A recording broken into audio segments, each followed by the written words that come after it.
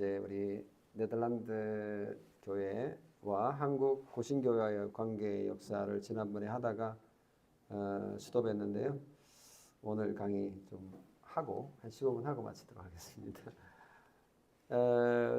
사실 이제 네덜란드 개혁교회하고 고신 한국 교회 안에 장로교회 안에 고신교회하고 관계를 맺게 된 거는 진짜 고신교회에게는 어마어마한 큰 복이었거든요. 근데 이게 어떻게 가능했느냐를 제가 역사적으로 살펴보니까 너무 재미있어요. 근데 이건 하나님의 은혜인데 이게 안 좋은 상황에서의 은혜인 거지. 그러니까 다시 말하면 우리가 고난 받는 것이 복이다라고 하는 시편 119편 71절의 말씀이 있잖아요. 우리가 뭐 아플 수도 있고 뭐 실패할 수도 있고 여러 가지 어려운 상황 속에 있는데 결국은 지나고 보니까 이게 다 하나님의 섭리 가운데 복이더라. 만약에 그렇게 힘들지 않았으면 내가 지금 존재할 수 있었을까? 이런 고백을 하는 거잖아요. 그런 것처럼 이 고신 장로교회하고 네덜란드 개혁교회하고 두 교회가 서로 자매교를 맺고 엄청 끈끈한 관계를 맺었던 거는 아이러니하게도 그 교회도 엄청 어려웠고 우리 고신교회도 엄청 그 힘든 상황 속에서 만난 거예요. 그러니까 이게 막 찰떡궁합처럼 죄송합니다. 그 너무너무 잘 맞아떨어졌다라는 사실을 발견하게 되는데 이거는 역사적으로 살펴보는 수고를 하지 않으면 알 수 없는 건데요. 제가 그런 수고를 좀 했습니다. 그래서 제가 한번 그 상황을 설명하기 위해서 배경 설명까지 좀 해볼게요. 그 네덜란드 개혁교회는 19세기, 20세기 초기 역사에서 한 100년 사이에 아브라함 카이프와 헤르만 바빙크를 중심으로 칼뱅의 신학을 새롭게 융성시킨, 그래서 네오 칼비니즘이라고 하는 형태의, 그렇게 이름 불리는 형태의 기독교 문화를 탄생시켰어요. 그래서 네오 캘비니즘이라고 하는 이름이 붙을 만큼 칼빈주의라고 하기에는 조금 더 발전시킨 거잖아. 그래서 좋은 이름으로 쓴 거예요. 근데 어떤 사람들이 이걸 나쁜 이름으로 쓰기도 하는데 비판하는 그걸로 뭐 근데 어쨌거나 그 아브라함 카이프라는 걸출한 인물이 1878년에 그 기독교 학교 재정 지원을 받으려고 정부에게 계속 이렇게 그 청원을 하다가 1917년 우리나라는 3.1운동 하기 2년 전에 그거를 통과시켰어요. 그래서 세계 최초로 기독교 사립학교가 일종의 대안학교가 국가의 지원을 받는, 그래서 교사 월급도 국가가 주고 건물도 국가가, 건물까지는 아니구나, 교사 지원과 하여튼 교육비를 다 제공, 교사 뭐 책 같은 거 이런 거다 하는 그런 일을 해낸 정말 화란에서는 기독교 정치인으로서 대단한 사람이었고요. 아브라함 카이프는 13년 목사였지만 뒤에 한 40년 가까이는 정치인이었습니다. 정치인으로 대학도 설립하고 그리고 그 수상도 역임하고 그리고 당 대표도 하고 그리고 하원 의원은 꽤 많이 했고요. 그래서 대단한 하여튼 인물인데 이제 문제는 이분이 너무 대단하다 보니까 이분이 하는 모든 거가 다 옳은 거야.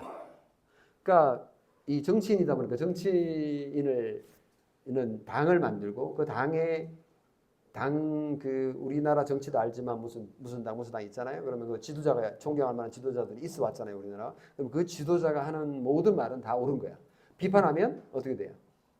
잘리는 거야. 근데 그런 비판이 당 안에서 허용되는 당이 사실 건전한 건강한 당 아니겠어요? 근데 이게 그런 당이 강력해지다 보면 언제든지 이게 독재가 되고 그렇게 되면 이제 망하는 거잖아요. 근데 이 그 아브라함 카이프도 그런 어떤 너무 영향력이 크다 보니까 세계적으로도 그렇고 그래서 미국에 뭐 예를 들면 프린스턴 대학에 가서 1893년에 스톤 렉처도 하고 되게 유명하거든요. 책으로 나오고 했는데, 그러니까 미국에서도 엄청 인정받는 그런 분이다 보니까 이분이 신학적인 어떤 그런 책들도 그리고 견해들도 많이 냈는데 좋은 것들이 많아요. 제가 뭐 번역한 책도 있지만 그보다 훨씬 더 내용이 좋은 프로레게라고 하는 그런 책도 있고요. 그 왕을 위하여라고 하는 책이거든요. 그리스도에 대한 책이에요. 기독론이죠. 되게 좀 그런 책을 번역했어야 되는데 뭐 반혁명 국가학 이런 거 번역해가지고 아 정말 어쨌든 그런데 이분이 했던 신학적인 작업 중에 틀린 것도 있었어요. 근데 당대 사람들은 그런 걸 볼 생각이 없었고 그냥 뭐 대충 다 넘어갔는데 그 다음 세대 사람들이 그러니까 1900년대 초기의 사람들이 젊은 신생 그 신학자들이 이제 있었어요. 그 예를 들면 뭐 린드보음이라고 하는 교수를 중심으로 교수들 41명의 교수들과 목사들이 어브라함 카이프의 이런 교리들이 문제가 있습니다라고 해서 공론화해가지고 세미나도 하고 막 이렇게 글로 쓰고 막 이렇게 아브라함 카이프를 비판을 한 거예요. 그러니까 일부 견해에 대해서 지금까지는 무조건 다 예스맨이었는데 비판을 하니까 대단한 용기잖아요. 그러니까 이거를 싫어하는 그룹들이 정치화, 교회 안에서도 정치 세력화하고 했던 그 사건이 이제 네덜란드 교회 개혁교회 안에 있었습니다.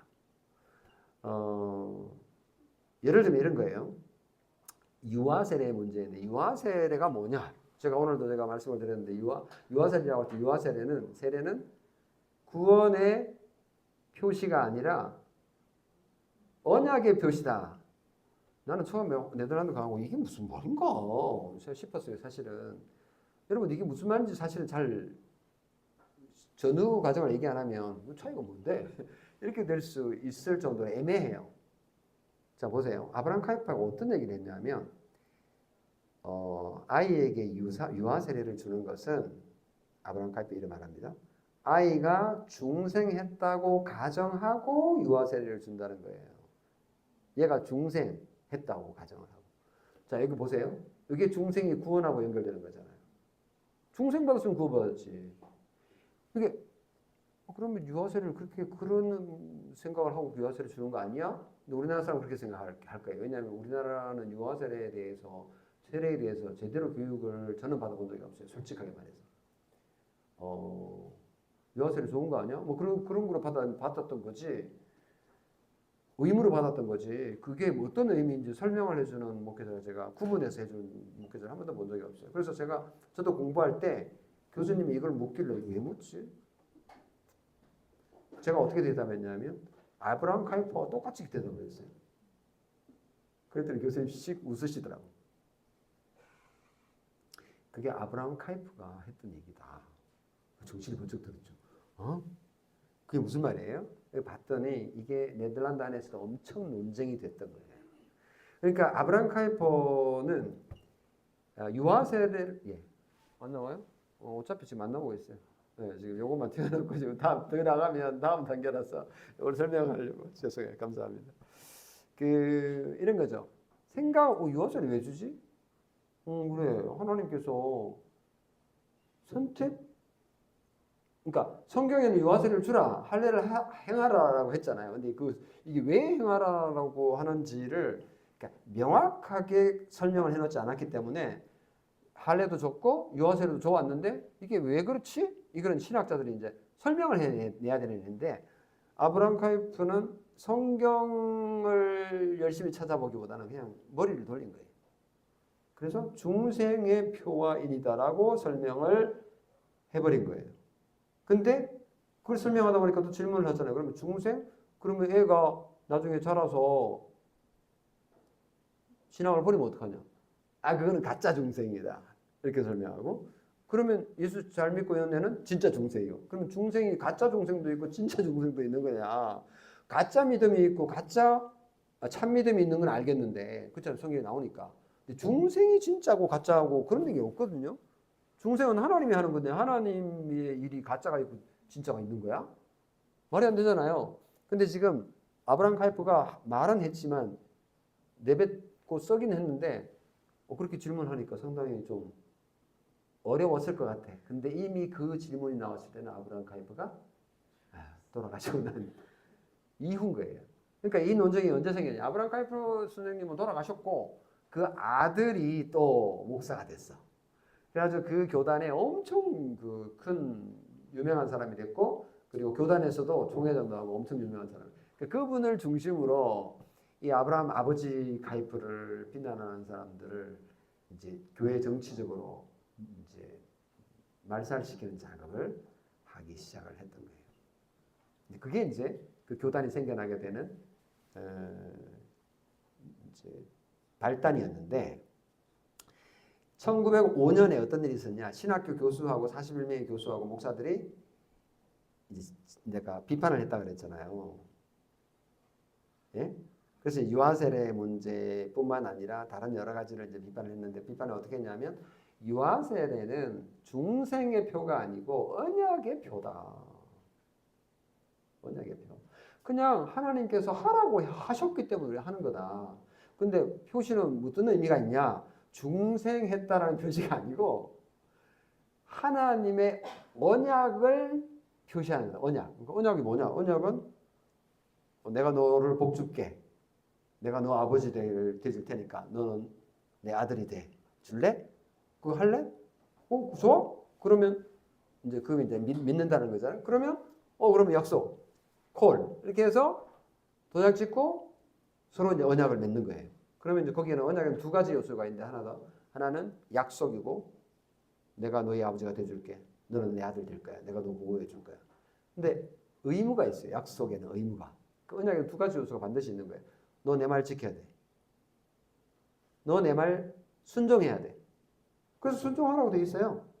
그래서 아브라함과 언약도 보면 그 요소가 딱 들어있는데 그래서 그 자체가 좋잖아요. 그 언약 자체가. 우리 죄인인데 하나님이 오늘 불러가지고 우리 가까이 지내자. 내가 너의 자손을 통해 너의 씨를 통해서 내가 온 모든 민족의 복을 받게 할 거야. 예수님을 사실은 예언한 거잖아요. 아브라함의 씨에서 예수님이 태어날 것을 예언한 거란 말이에요. 그러니까 그 모든 것을 포함하는 새 언약까지를 생각하고 언약을 맺은 거니까 언약 자체가 좋은 거예요. 근데 언약을 내가 믿음으로 받고 순종하느냐 안 하느냐는 각 개인에게 달린 거죠. 그래서 언약은 구원을 표시하는 게 아닌 거예요. 중생을 표시하는 게 아니에요. 여기 약간 좀 어려워 보이긴 하지만 또 설명드릴 것도 맞잖아요. 그래서 유아세례는 그 침례교도들이 오해한 게 그거예요. 유아세례는 중생의 표라고 생각을 하고 주는 거니까 이거 우리 안 받겠어. 나는 그 반론은 이해가 돼요. 그러니까 한국 그리스도인들이 또는 많은 그리스도인들이 그걸 잘못 알고 유아세례를 주고 있으면 그건 이상한 그 교리잖아요. 그건 아니잖아요. 유아세례를 주는 것은 얘가 구원받았다라는 확신이 아니라 얘에게도 얘도 언약의 백성이라는 것을 도장 찍는 거니까 부모에게 좋은 거, 그걸 보고 있는 우리 모두에게 좋은 거고 얘한테 좋은 건 또 뭐예요? 언약의 말씀이 부모로부터 가르쳐질 것이라는 것이니까 너무 좋은 거죠. 그게 복이라는 거예요. 근데 그걸 복을 거둬차는 건 나중에 자기의 문제고 그걸 찬다면 이제 그렇게 이제 정리가 되는 건데 그걸 이제 비판을 했는데 그 비판한 신학자들이 젊은 신학자들이 그 당시에 어떤 일들을 했냐 하면 그 개혁 신학을 딱딱하지 않게 일반 신도들도 볼 수 있는 꼬르트 페르클라링이라고 하는 아주 쉬운 개혁주의 주석을 66권을 다 만들어냈습니다.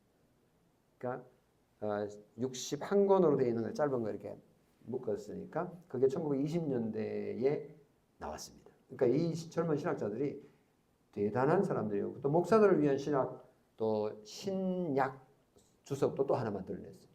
그 나중에 구약도 또 나오게 되는데 그리고 이제 그 중에 한 사람이 스킬드라고 하는 K 클라스 스킬드라고 하는 신학자였는데 이분은 진짜 훌륭한 분인데 이분이 나중에 이제 이 교단의 리드가 됩니다. 이분이 The Reformat이라고 하는 종교교육이라고 하는 그 주간지를 발간합니다. 그래서 편집자로서 일을 하고 매주 우리 그 기독교보 나오듯이 그 옛날에는 저렇게 컸어요. 타블로이드 판으로 크게 해가지고 온 그 전국에 있는 십몇만의 교인들에게 가정마다 저걸 다 보내요. 그러면 구독자들이 꽤 많아요. 십몇만이 되니까 가정으로 따지면 몇만 되는 거 아니에요?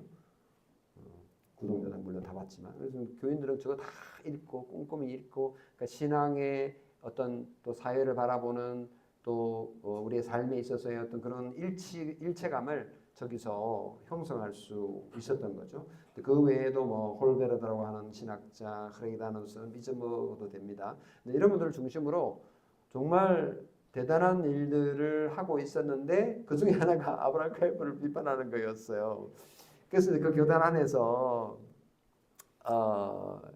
쫓겨나게 되는데 어떻게 쫓겨나냐면 아브라함 카이프는 돌아가셨는데 그 아들 카이프가 1936년에 어떤 거를 총회에다가 냈냐 하면 아브라함 카이프 신학을 비판하는 자들을 조사하라는 특별조사위원회를 구성합니다.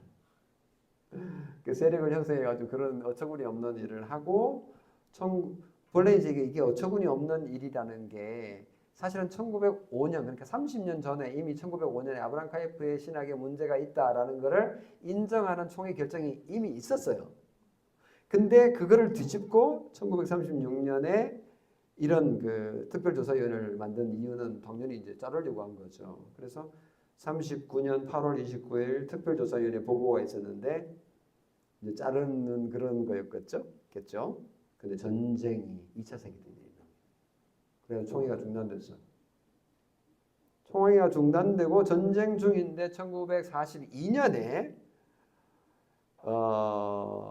아브라함 카이프의 교리는 옳다라고 선언하고 거기까지 너무 좋아.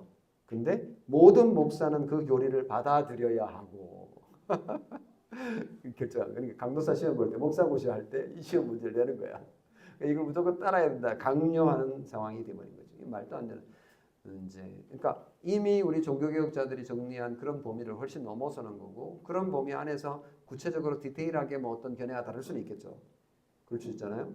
근데 이거는 이제 이걸 교리화한 거죠. 심각한 거죠. 그래서 전쟁으로 인해서 총회가 중단되고 전쟁 중에 스킬드 교수 흐레이다누스 그리고 그 흐로니원에 있는 교회 50명, 54명, 캄펀에 있는 28명의 목사와 장로들을 잘라버렸어요. 징계를 해버렸어요. 총회가. 이 총회 결정이 세 가지 면에서 잘못됐는데 첫째는 잘못된 교리를 옳다라고 결정한 것. 두 번째, 총회가 직분자를 징계함으로 개체교회의 자유를 침해한 것. 이거는 좀 설명이 필요한데 원래 개혁교회는 장로교회하고 달리 개체교회가 전권을 가지고 있습니다. 근데 우리 장로교회는 거기 개혁교회가 차이가 딱 거기 있는데 목사인 저의 소속은 교회의 소속이 아니고 저는 노회의 소속으로 되어 있어요. 그래서 노회가 저를 좌지우지합니다. 말하자면 거칠게 말하면 그래서 만약에 교회가 저를 청빙하려고 해도 노회가 노하면 안 되는 거예요. 그 반대도 마찬가지고 그런 식으로 되어 있는데 여기 개혁교회는 개체교회가 정권을 가지고 있어요. 이게 특징입니다. 약간 좀 회중교회하고 좀 가깝죠. 그런 면에서 보자면. 근데 이제 어쨌거나 여기서는 총회가 그걸 다 해버린 거예요. 징계 같은 거, 권징 같은 것도 그렇게 개체교회가 해야 되는데 잘못됐죠. 그리고 셋째, 총회를 폐하지 않고 계속 연기한 거. 이것도 교회법적으로 틀리는데 세 가지 잘못을 했는데도 불구하고 그리고 1944년 전쟁 중에 자유를 선언하고 잘렸으니까 잘린 사람들이 모여가지고 교단을 형성한 게 바로 저희 이제 교단과 교류한 그 자유개혁교회 소위 교회법 31조의 근거에서 이제 자유를 선언한 건데 그 31조가 성경에 어긋나는 결정을 총회가 하면 복종하지 않아도 되는 자유를 선언한 명시한 게 31조거든요. 그래서 31조의 근거에서 우리는 교회로부터 자유한다 라고 해서 자유개혁교회라는 이름이 붙여졌고 그 당시 깜퍼네 신학교 125명 가운데 이쪽으로 가담한 신학생이 3분의 2가 넘었어요. 80명. 125명에서 80명이면 68%. 3분의 2가 넘는 학생이 그쪽으로 갔으니까 그 당시 상황 학생들 좀 순수하잖아요. 정치색이 별로 없으니까 이들의 결정이 뭐가 맞는지를 좀 보여주는 좋은 지표가 되기도 합니다. 그러나 빠져나온 교회는 그렇게 많지는 않죠. 본 주류에 비하면. 그렇게 해서 신학교를 만든 그 신학교가 제가 다녔던 간판 작은 신학교입니다. 그래서 그 교회 그렇게 해가지고 생긴 교회가 처음에는 120개 교회였다가 제가 나올 때쯤에는 277개 교회로 11만 9천 명 정도의 교인으로 성장을 했고 이 교회하고 이근삼 교수님이 만나가지고 1969년에 자매교회가 된 거예요. 근데 너무나도 신기하게도 고신교회도 이때 쫓겨났어요. 전쟁 중에 총회로부터. 너무 신기해. 전쟁 때문에 중단됐다가 너무 신기하잖아요. 그래서 그 얘기 다음에 좀 더 하고 진행하도록 하겠습니다. 여기까지. 혹시 질문 있습니까? 없으실 줄 알고 설명이 충분히 된 줄 알고 마무리하겠습니다. 기도할게요. 하나님 아버지 고맙습니다. 오늘 우리에게 귀한 주님의 날 주 안에서 안식할 수 있게 해주셔서 감사합니다. 하나님의 일하심과 섭리가 참으로 크십니다. 하나님 뜻을 우리의 삶 가운데 펼치시기를 소원합니다. 우리의 행복할 때나 우리의 불행할 때나 그 어떤 상황에서도 하나님께서 모든 것을 선하게 만드시는 하나님 믿어 의심치 않습니다. 그렇지만 우리의 삶은 팍팍하고 쉽지 않음을 고백합니다. 하나님 위로해 주시고 격려해 주시기를 소원합니다.